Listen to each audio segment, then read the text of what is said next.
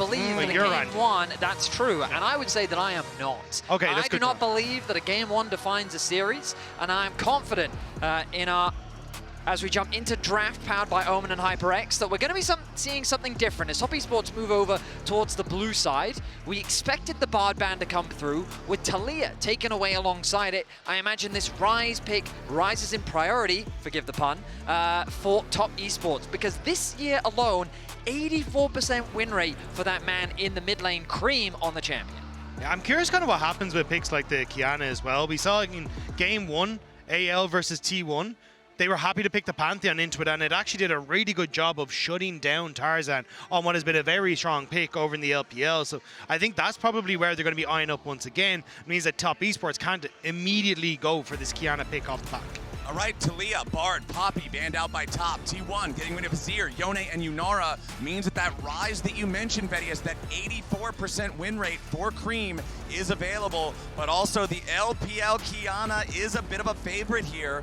I'm curious what they're going to prioritize more highly.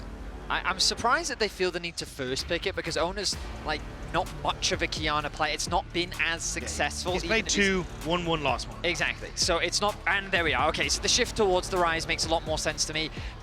Like, there are certain things that you're not allowed to do, and giving Faker Ryze is one of them. Okay. He's got a music video or two of him portrayed as the champion.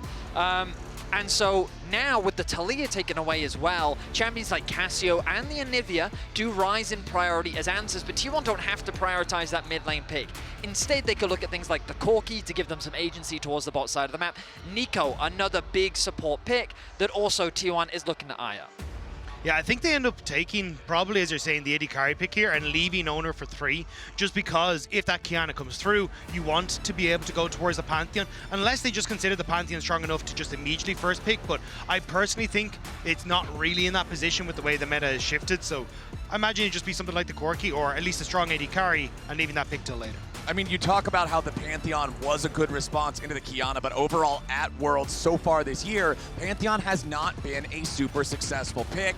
And it looks like for the side of T1, you want to say that Creme's Ryze is a pick to be feared. I feel like Faker Galio is a pick that's got more than a little bit of a reputation behind it. But the thing is, you can also use this as a flex, because Rumble also very high priority at the moment too. So the fact that you're kind of cornering 369 here, saying you can't go towards that Rumble because we can always shift the Galio top. We have a bunch of picks that can still go in towards this Ryze in the mid lane, and it means that now, as we get to see Top Esports, I imagine, lock in their jungle, you keep that flexibility in the draft for T1.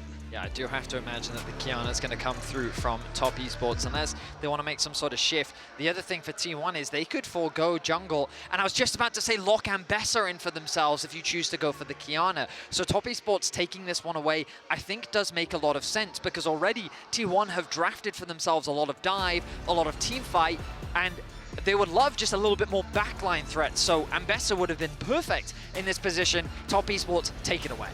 Yeah, it does mean, though, you have an option to take something like the Renekton here for Doran on this next rotation and then match. It does mean jungle pool is probably going to be pinched quite substantially. More than likely, AD carry pool is another option to be pinched. So it's just a case of, for T1, what do they prioritize more highly? It looks like it will be the top lane, but it's Camille Galio coming in for T1. This is a classic. You want to talk about threat onto the back line? How about hookshot, Hextech ultimatum, Hero's entrance? That is one of the all-time wombo combos, and it's so obnoxious to play against. It also means that picks like that Pantheon we're talking about for Oner are actually just really good, because you can protect both of these 1-3-1 side laners, add into that potential global population, and make sure that then as T1 move forward, they can keep up their fights very effectively. You can see these dive threats already being prioritized by Top Esports with the Vi taken away. 70% win rate on the Camille all-time for Doran across 27 games. Definitely no stranger to the champion, absolutely. And there is that Qiyana with the Alistar taken away on the side of T1, with Vi looking to be, I mean, that Vi makes a ton of sense from the side of Top Esports. Question is, do they want to look to get rid of something like the Pantheon? Do they consider it a threat? There's also the possibility of the Jarvan, another great engaged champion that Top Esports could consider looking to remove. Exactly. Galio combo with Camille is pretty well known. Galio's combo with Jarvan is also very, very well known. But no, the Caitlyn going to be the ban away instead. Caitlyn Neeko can be a very oppressive bottom lane 2v2, so they want to remove the possibility there. I think you're still happy to go with something like the Kai'Sa though for Gumayusi, so no stress in the grand scheme of things. T1 gonna go back and forth between the two junglers we were mentioning, Pantheon and J4. I like the Pantheon personally, but it does feel like that was their answer into the Qiyana. So maybe I saw the Nocturne eyeing that up as well to just be like, we can play 4 sides and keep that Pantheon for another kind of pressure point in the draft as an answer to the Qiyana. All right, we're going to go for the Jarvan. There it is, locked in. Honestly, pretty impressive that Jarvan now sits at 10 and 10 in the tournament after starting off 0 and 8 early on back in the very first ages of Swiss. So now we'll see, does he go to a winning score after this one? As on the top esports side, we still need to see support. We still need to see jungle. I have to imagine that you're either considering a Braum if you want something a little bit more defensive, but I think against Neeko that is very difficult. Leona would provide them with a little bit more engage, and it's also something that we've seen Hong brought out a bunch of times. Now, the Nami was something we saw coming through from CFO here at this tournament. And Nami Corki is not a traditional lane, but it does give you a little bit of agency, some disengaged tools. But against a lot of dive, it's very squishy. Yeah, I was actually expecting maybe a Renata to come through for that hostile takeover and the bailout to keep someone safe.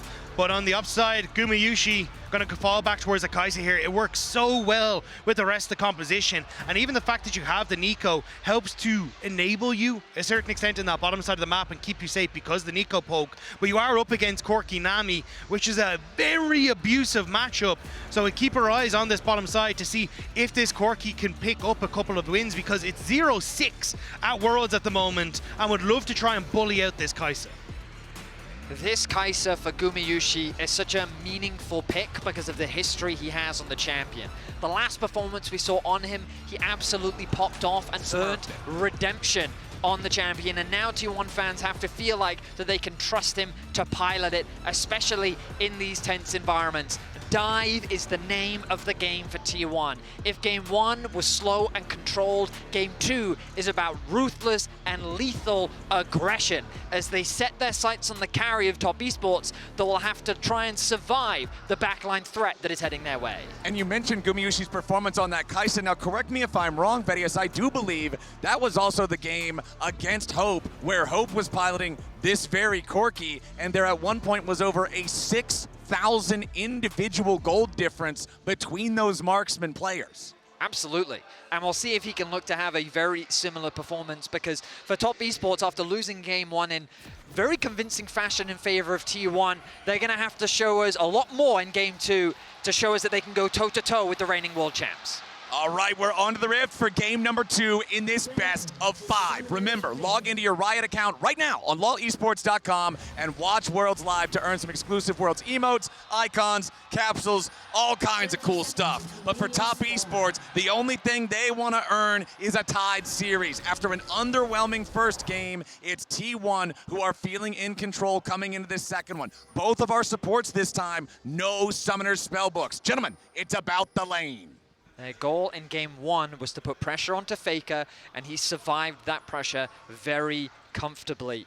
This time around, Top Esports, they do have some side lane threat, they have some good collapses, but ultimately, like, I'm curious as to how they're going to navigate their way through the early game, because I think, like, mid lane is not an easy lane to play for. That Camille is probably your easiest avenue of attack, but you've also drafted yourself a Corki Nami lane that I imagine you want to try and invest some resources into, given that you are running a more of an aggressive bot lane duo. And you can already see Hung and JackeyLove posturing far up in the bottom lane, looking for an early trade. Yeah, I think the way you want to try and play this bottom lane is to use the slowing ability of the Nami to just make things really uncomfortable for Keria. And if you can end up enabling that to close that gap for the Trundle, Keria's going to have to invest a flash, you have the pillar for after, and that's the way you're going to look to try and chase down this bottom side of the map. If T1 are able to alleviate a lot of that pressure by having Jarvan match or making sure that you're able to keep some of these early summoner spells, which are already double burned on the bottom side, that's where that T1 can try and keep themselves safe. Heals spent by both supports, the barrier there from Gumayusi, everybody just wanting to get spicy here at level 1 in the bottom lane. Worth noting, junglers are starting on opposite sides here in this one too. In game one, it really was Faker's story as he really just survived the pressure. JackeyLove, though, looking to make game two about him. Level 2 spikes up, forced to use the barrier as the tower shot comes through, though. Gets punished for that aggression. But he does get the flash out of Keria, and that could be a playmaking opportunity. But it's playmaking from T1. Oner and Faker already starting to move through. Oner wants to slip in behind, hasn't gone towards his top side. They should be pinging out the ward. You can see it there going, where the hell's the Jarvan? So Top Esports back away in the bottom side. They know something's They ping up. the brush. Okay, Oner still hanging around for now. Kanavi, though, has secured his red buff. Jarvan does not win against Trundle in those 1v1s, so Oner's going to walk away. Great understanding from Top Esports there about the jungle timings from the Jarvan. You can see they had a ward that just died on the Raptors on the top side. Oner never showed, so know that something has to be up. And now it's kind of a reverse of game one, where it was Top Esports to go for the invade and start to fall a little bit behind on tempo when it comes to the jungle. And now it's actually Kanavi who has that advantage. And now this leaves the bot lane very exposed, an opportunity for a gank. Gumayusi has to invest the ward, and he's going to do that just now. Good awareness from T1, investing that early vision to spot out where Kanavi was. Oner will see him earlier on the red buff. And now this bot lane should feel safer with that vision to push out that wave underneath the tower as their jungler is on the top side of the map. Yeah, there's so much vision on this bottom side. Oh, he flashed over the wall. Kanavi flashed over to avoid the vision and is now going to come in onto the bot lane. This could be a big payoff for Top Esports. Gumayusi and Keria backing away, though. So Kanavi, despite trying to get creative there with the angle for the flash, he's spotted. Yet that ward in the river does end up spawning him out. The commitment of the flash ends up not paying off. I think JackeyLove and Hong just gave the play away as they tried to move up, set up for the corresponding gank. Kanavi looking now. Okay, we'll see if Keria can get away from this one. Remember, the flash already spent earlier, and he is not afraid. Nice tangle barb there into the blooming burst. Means it's actually JackeyLove that takes the worst of the attempt. You can see they've already swapped their lanes now as well, but Gumayusi move up to the top side. The interrupt, not quite there. Doran trying to get that ward in the brush to give him that extended hook shot. But now, again, it just already we're seeing how much pressure Top Esports want to try and put onto this game. They couldn't really find much in the last one, but so many plays already invested into that bot lane. Faker just trying to hang around here, grab his last little bit of minions. Colossal Smash will pick up that one, as up in the top side, Gumayusi just continues farming on this Kai'Sa. Does have a nice little lead over JackeyLove on the Corki, but there is some extra minions for Jackie to pick up. Yeah, it should even up as this wave ends up crashing through and Top Esports end up matching on this top side of the map. But already you can see the game plan from T1 is we want to avoid this matchup. It is so difficult to play against Creme. Gets the lockdown, Kanavi in the area, but they don't want to go for it. Again, like, JackeyLove and Hong should be able to punish in this matchup. So as long as Gumayusi and Keria are able to push in a wave and then reset, they should be good. But here we go, top lane again.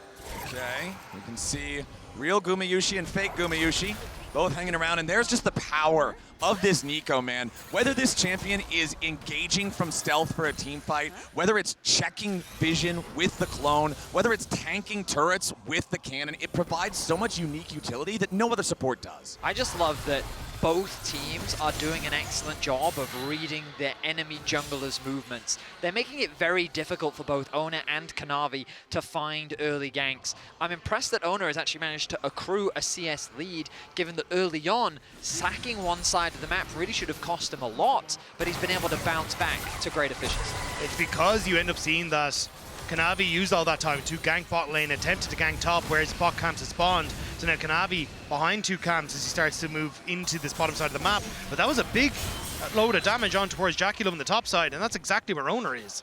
Yeah, Oner level 6, Cataclysm at the ready. Gumayusi and Keria are both injured, however.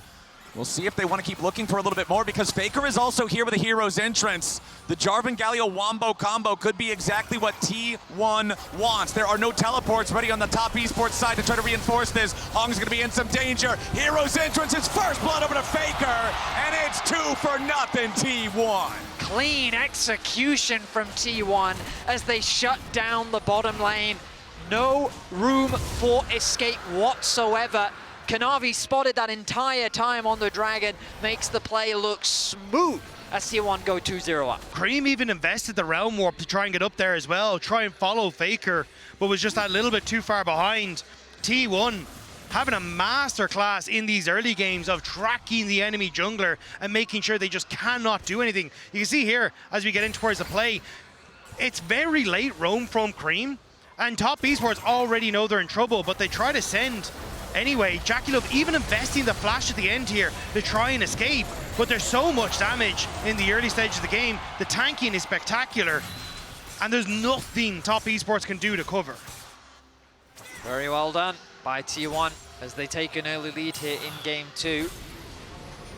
Top Esports, the last hope of the LPL. We're hoping to see more from them in this game, but given the composition that T1 have drafted, like, I'm still struggling to see their kind of avenue of attack. Okay. Especially as we get closer to these big fights that we're expecting. T1's composition all very much wants to do the same thing, and I feel like the Top Esports are kind of forced to just hit the target that's in front of them, but there will be many targets in front of them, and they will be coming from every which way, especially with a Camille and a Kai'Sa at their back looking to navigate their way through whatever angle they have available to them.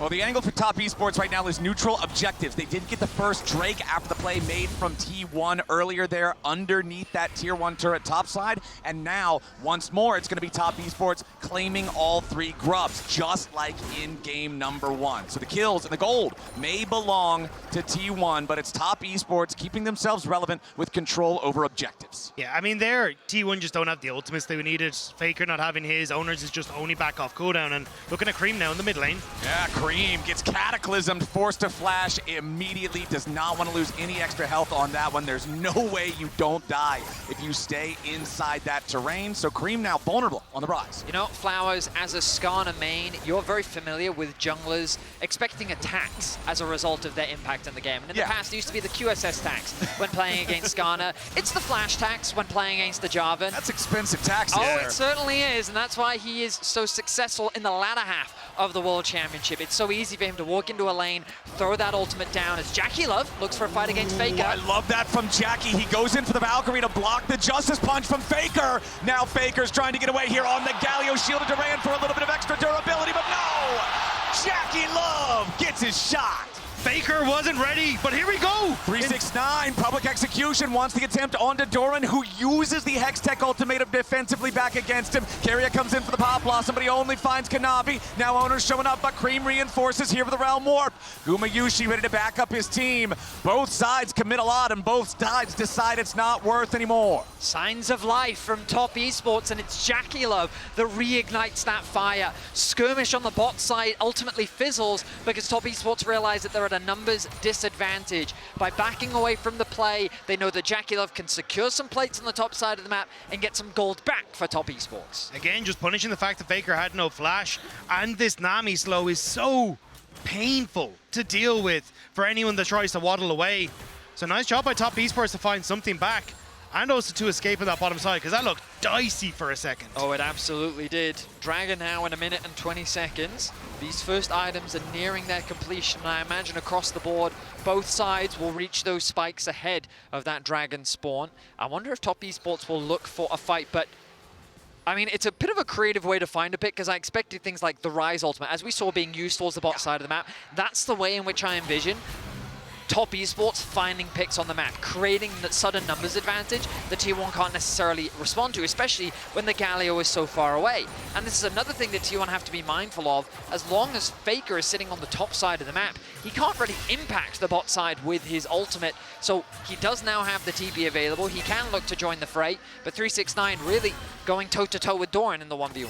With this Dragon now in 35 seconds, I am curious what this potential fight is going to look like as well, because you've got no flash on Keria, which is so crucial for finding these big pop blossoms, but also how much value can 369 get out of this Ambessa? Because in theory, T1 are all jumping in on top of you, so you're not really going to find an isolated target. Even if he ends up jumping on towards Gumayusi, Gumayusi just ults to the other side of the fight and keeps himself safe. So I really am curious how Top Esports are going to get value from this Ambessa throughout these next few engages.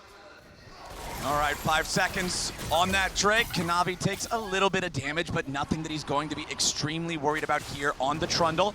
Oner throws the flag into the pit, but now here in the bottom lane, 369 and Doran continue scrapping as we continue to see 369 coming out on top. Trinity Force completed for JackeyLove means a massive point of power there for the Corki, but it doesn't look like he's arriving to Drake here in time just yet. Keria wants to get away. Nice use of the pillar there, takes Keria low, and now Oner has to flash out. Flash bubble attempt, not gonna get anything back there from Hong. He misses that as Gumayusi now has to flash away too. It's a ton of damage coming in as Keria is already dead. JackeyLove killed in response. It's Fetal Warfare claimed by T1, but Doran's got to try to continue getting away. 369 looking for an angle, possibly. He goes to the public execution. 369. Damn, that's fine. He finds Gumayusi at the very edge of the fight to make it 3 kills to 3. JackeyLove drives the fight forward as he flashes into range of T1, but that gave Top Esports the confidence to chase down the escaping T1 members. 369 finds another kill, equalizes the kill score as T1 walks away with the Dragon. Sometimes JackeyLove flashing in can be a little spooky, but that was exactly what they needed there. But now 369, flashless, no ultimates, keeping this wave out from the tower. Yeah, he wants to stop the minions from arriving, but Keria's got the Pop Blossom, and it's a dog pile top lane. Vengeance for Gumayusi as T1 takes out the Ambessa, but the entire time, Creme getting the opportunity to put these Void Grubs to work in the bottom lane. They just keep going for these picks, and here, Keria steps too far forward, hoping that he can get that Pop Blossom, but the follow-up from Hong means that everyone on T1 has to run away. And JackeyLove, knowing that he's got his chance here, flashing forward, hoping to finish off some of these low health bars, not expecting Doran to come in. But this entire time, 369 is trying to walk up from this bottom side of the map and eventually spots out 369 and manages to, flashes onto Gumayusi and sets up the play. Beautiful follow-up from 369. The consequence of all of this, though, is that Doran has been left isolated in the top lane. He will secure the first tower, and it looks to be the feats of strength as well for T1. There it is, yep, exactly right before the Tier 1 turret could have faced its own potential doom on the T1 side. I'm always impressed when a team that loses all 3 Void Grubs still manages to secure the first turret of the game for themselves. This is a 14-minute feats of strength versus the 28 minutes from last game as Oner goes in for the Cataclysm onto JackeyLove. Doran now ready with a Hex Tech ultimatum, and here's the hero's entrance. JackeyLove first to die as Doran's got to try to find his way back out. Oner jumps in with the EQ combo, but Kanavi's ready to take a bite out of him. The Troll King leads the charge as Doran gets a nice Hex Tech sweep for a little bit more HP. T1's not done yet as Keria still looking maybe for a root here, but T1 are just going to take their kill, disengage.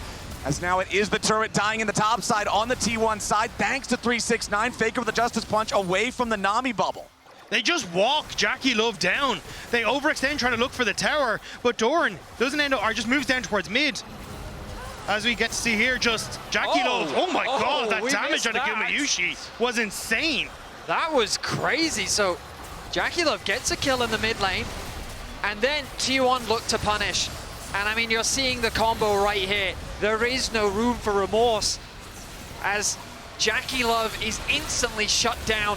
Top Esports tried to get something back, but there's little available for them. We have to go back to live because the Herald is going to be secured, and the pace of this game is very different from game 1. Yeah, I think T1 actually sticking around there, getting that poke on from Creme, actually removed a lot of their pressure over towards the Rift Tower. I thought it'd be pick in to move towards that objective, but instead, Top Esports managing to pick that one up. And as you say, Betty, this game much quicker. This tower in the mid is going to fall.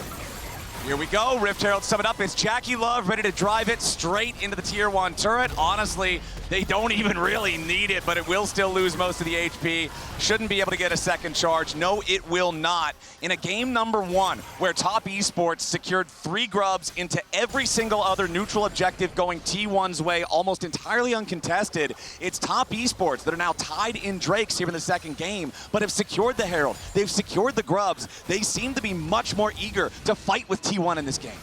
T1's composition very much operates similarly to a shotgun, right? It's got a lot of power on that initial pull of the trigger, but the longer the fight goes, the the more the threat starts to fall off. Now, of course, Camille in the late game, once she gets closer to those like 3 completed items, she's always going to be that late game threat. But in these 2-item mark, I do feel that if Top Esports can survive that initial burst in the extended trade, there are definitely ways for them to turn the fights in their favor.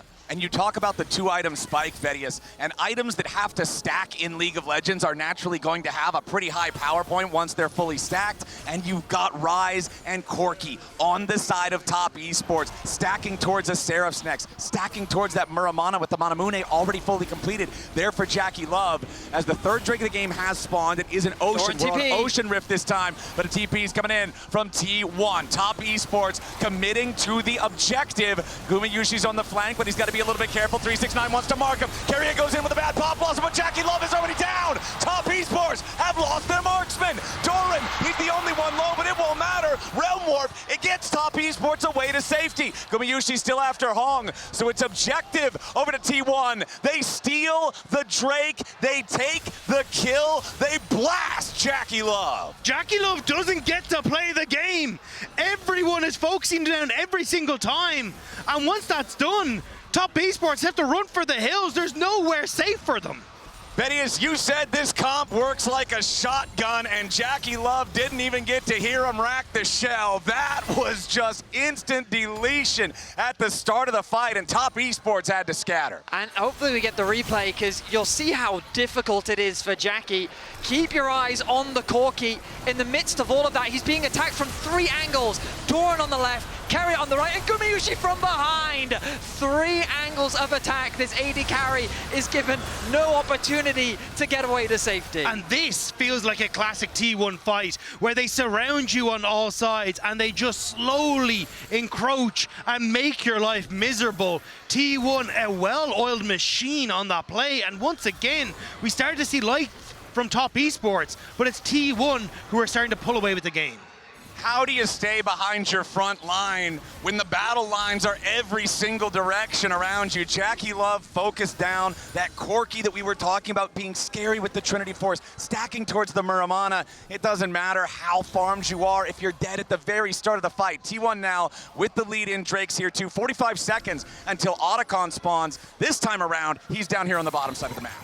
Yeah, and also in the rest of these fights, there is a thought process of, well, you know, JackeyLove can die because we have other carries, right? Trundle can deal some damage, Ambessa is strong, Ryze is strong, but realistically, when you're playing so many short-range carries into things like Faker's Taunt, into Keria, into Oner as well, it becomes so difficult to really get value from them. Now Top Esports looking to overload the bot lane to make something happen for them.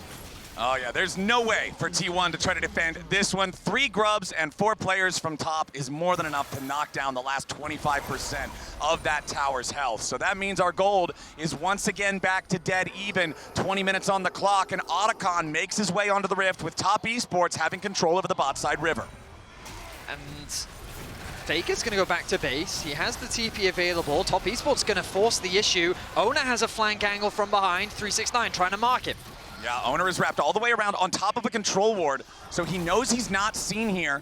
Still trying to be careful about this as Keria and Doran also approaching towards this Otacon that is starting to lose some patience, down to about 2/3 HP. Creme back over in the mid lane. Top Esports backing away. Remember, they still have their tier 1 turret down here in the bottom lane, and it still has a lot of health. Top Esports knows something is up. They cannot find Oner, and they know that's an issue, but it's misses on the ult. They wanted the public execution. They can't get Gumayusi. 3-man pop blossom from Keria, and JackeyLove's dead again. This time, his friends might just go with him. Gumayusi needs a little bit more as Kanavi chases forward onto Doran. The Trundle needs the kill, but he dies to the Cataclysm. Creme locked up by Faker. It's a Justice Punch to the jaw, and Gumayusi knocks him out. Triple kill for the Kai'Sa as Hong's a fish out of water, and T1 get an ace for 2. Top Esports try desperately to catch anyone on the side of T1, but once that misses, the Keria finds the play. The ulti connects onto 3, but their target is JackeyLove. He trades his life to take out the AD carry, and then it's cleanup for T1. It does not feel like LPL's day. It doesn't really feel like their decade, to be perfectly honest. And it looks like Faker, as he continues to make plays with T1, they want to march towards another World Finals for themselves.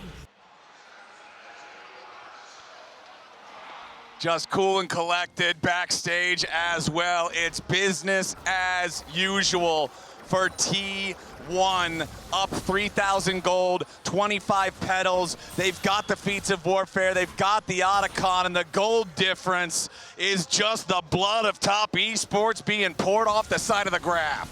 Doran has found Creme. Wants to go after this Ryze. TP coming in from the side of Top Esports. T1 ready to respond with one of their own. Doran down to half HP. Oner wants a little bit more. The teleport is a little bit late to arrive from Faker, but it's still just in time. T1 send more men, and they get the double kill because of it. They can run, they can hide, but Top Esports cannot escape the nightmare that is T1. It was a 2 versus 1 that turned into a 4 versus 2 as Faker's Onyas. Faker walks right towards the brush, but he's got the reaction time. Top Esports wanted to find their moment. Keria's wrapping around from the side. He wants to cut off the escape. Pop Blossom on 2. Doran chasing after Hong as JackeyLove is dead again. And Doran cuts the enemy support down. Only Kanavi is alive to tell the tale, and T1's got a 5,000 gold lead. Images of 2023 and Faker on this Galio must be in the heads of 369 and Kanavi, because they attack the side lane, they get caught. They attack the jungle, they get caught. And T1 look like they're about to take over once again. Faker face checks, but the reaction speed, I mean, is still exquisite. Keria leveraging the clones as he often does, drawing that focus, allowing him to find an angle that Top Esports did not expect. JackeyLove, similar to what we've seen in this entire game, is locked down and shut out, and T1 are looking to go match point in this best of 5.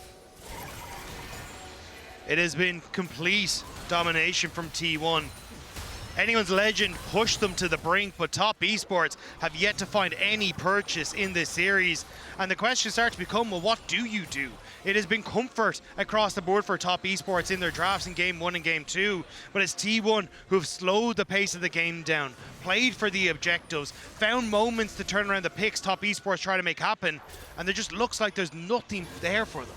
And I'm glad you mentioned Anyone's Legend, Dagda, because Vedius, you mentioned back at the draft when we saw the Kai'Sa locked in. Never mind, we don't have time. JackeyLove going after Gumayusi, who sidesteps the public execution and kills Jackie anyway. 369 wants the damage, and Guma's finally going to be shut down. But Top Esports lose their top laner. Now Oner's putting the pressure onto Creme and Hong, making more space as Faker lets blow the winds of war, and they will blow down Top Esports. Nobody's left alive. They might have got Gumayusi, but it cost them everything. That killer instinct from Gumayusi was insane. He uses the Kai'Sa ult to dodge the Ambessa and find the fight that will net T1 the Baron. Simply magnificent team fighting from T1. We look back at the play, Guma becomes the target. The ulti response from Guma to sidestep the public execution. Fantastic mechanics as Guma lives to the very end to dish out as much damage as possible to help T1 win the fight. Yeah, the question marks on Gumayushi's Kai'Sa kind of need to go to the wayside. This man is performing like an absolute hero for T1 in this. And before the fight started, that's what I wanted to say. In the series against Anyone's Legend, his Kai'Sa had a 6,000 individual gold lead and just did circles around Hope's Corki. This time around, Jackie might have been off to a decent start, but T1 has shot that chopper down every single team fight, and it's Gumayusi again with an over 3,000 gold lead, 3 fully completed items, Seeker's arm guard unbroken, JackeyLove jumping forward, Keria has to flash away to keep himself alive, so at least that's one less playmaking tool for T1, but they're wearing purple with a 9,000 gold lead and Soul Point. I love that JackeyLove, even though he's got a 275 scoreline, he's 3 levels behind Gumayusi, still does not hesitate to press W towards T1. He knows that they will not turn this game around idly by. Oner over the wall, immediately goes into the Cataclysm. JackeyLove under pressure as Gumayusi pops the Seeker, staying alive for now, needs a little bit more damage. Keria swoops in behind him. Gumayusi's still alive. Top Esports is not. It's T1 with a full send. T1 crashes down on Top Esports, and it will be the base that will be next to fall. Game number 2 will end even more quickly than game number 1. They average nearly 1 kill per minute in this second matchup as 369 will get one back at the very end, but he dies on the steps to his own base. T1, match point.